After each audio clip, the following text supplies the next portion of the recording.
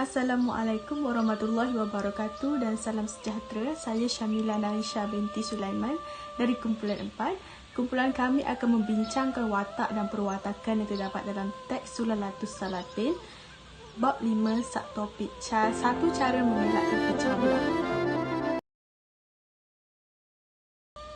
Sebelum itu, saya akan menceritakan definisi watak dan perwatakan. Okey, watak ialah sesuatu objek atau perilaku baik manusia maupun makhluk lain seperti haiwan, tumbuhan dan sebagainya. Wataklah yang mengembangkan tema dan persoalan serta plot melalui aksi, tindakan, dialog dan konflik yang terdapat dalam sesebuah novel dan sebagainya. Perwatakan pula ialah ciri-ciri yang ditonjolkan melalui perlakuan watak. Perwatakan boleh dijelaskan melalui ciri-ciri lahiriah seperti bentuk, paras rupa, tingkah laku serta yang merupakan jasmiah yang berkaitan dengan perasaan, sikap dan pemikiran. Watak dan perwatakan manusia atau makhluk apapun yang diwujudkan bukan sahaja berfungsi untuk mengembangkan tema dan persoalan tetapi juga untuk mengubah persekitaran atau suasana latar watak itu berada. Selain itu, watak dan perwatakan juga berfungsi untuk menyalurkan buah fikiran dan pandangan hidup pengkarya serta untuk menimbulkan kesan-kesan tertentu kepada pembaca.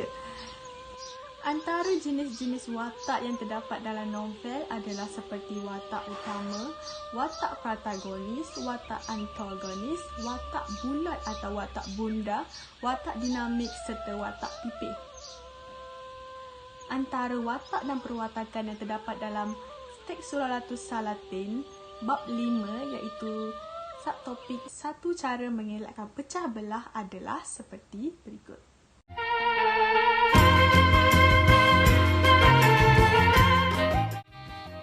Watak yang pertama ialah Sultan Muzaffar Shah. Nama sebenar baginda ialah Raja Qasim. Sultan Muzaffar Shah ini merupakan putera kepada Sultan Muhammad Shah bersama Tun Wati. Dan Sultan Muzaffar Shah ini juga merupakan raja yang pertama yang menggunakan gelaran Sultan. Perwatakan Sultan Muzaffar Shah ialah Sultan Muzaffar Shah merupakan seorang sultan yang bertanggungjawab.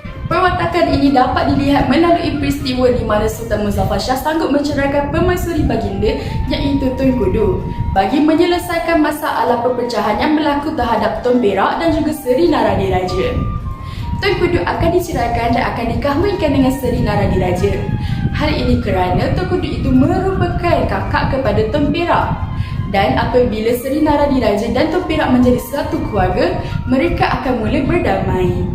Antara perwatakan Sultan Muzaffar Shah yang lain adalah Sultan Muzaffar Shah ini merupakan seorang sultan yang mempunyai sifat empati. Hal ini kerana Sultan Muzaffar Shah sanggup bercampur tangan untuk menyelesaikan masalah antara Seri Naradiraja dan juga Tun Perak. Kerana perkara ini akan mewujudkan suasana yang tidak bermuafakat. Oleh itu, Sultan Muzaffar Shah bercampur tangan untuk mewujudkan suasana yang harmoni dalam kalangan pembesar.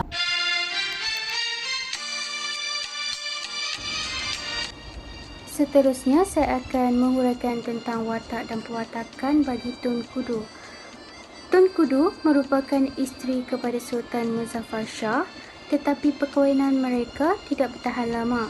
Tun Kudu diceraikan bagi mendamaikan perang antara Tun Perak dan Seri Naradiraja. Kemudian, Tun Kudu menjadi isteri kepada Seri Naradiraja Tun Ali, iaitu bapa saudara kepada Sultan Muzaffar Shah. Tun Kudu secara tidak langsung menjadi pendamai di antara Tun Ali dan Tun Perak.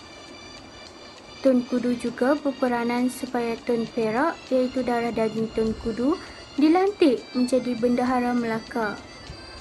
Tun Kudu amat besar jasanya kepada kerajaan negeri Melaka pada waktu itu kerana sanggup untuk mengorbankan dirinya untuk meleraikan persengketaan yang berlaku.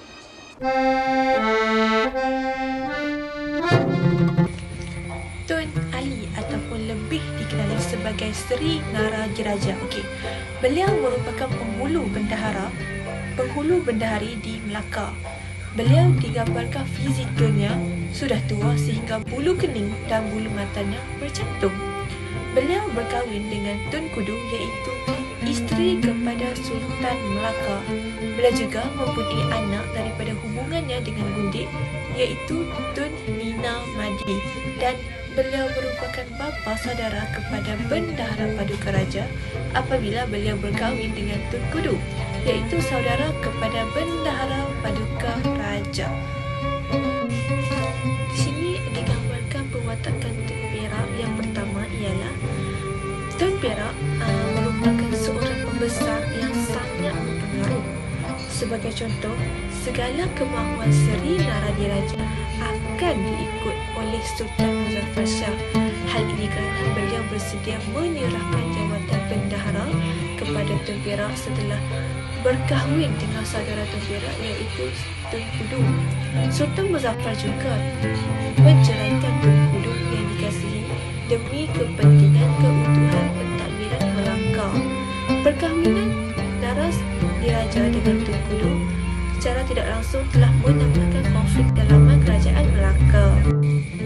Perwatakan yang kedua ataupun peristiwa yang kedua yang berkaitan dengan Seri Naradiraja ialah Seri Naradiraja bertindak bertentangan adat kebiasaan amalan di Istana Melaka. Okey, sebagai contohnya, jawatan bendahara yang sepatutnya diwarisi oleh keturunan bendahara selepas kematian Bencalahara iaitu Seri Wak Diraja sepatutnya diganti oleh Tun Perak. Seri Naradiraja telah berjaya mengambil alih kedudukan ataupun jawatan bendahara bergelar Bendahara Seri Naradiraja. Oleh itu menyebabkan Tun Perak membawa diri ke Kelang dan dilantik sebagai penghulu orang-orang Kelang.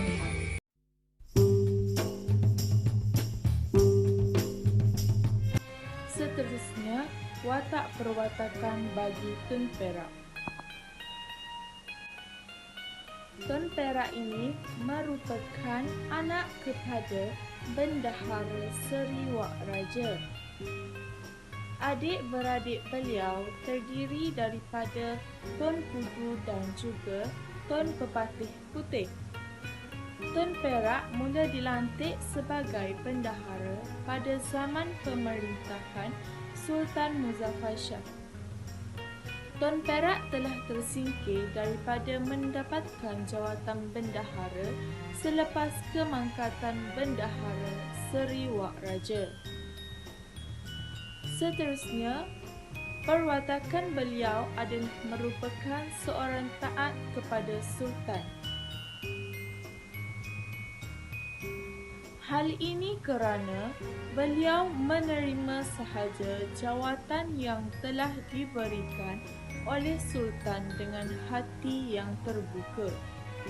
Seterusnya, beliau merupakan seorang yang bijaksana.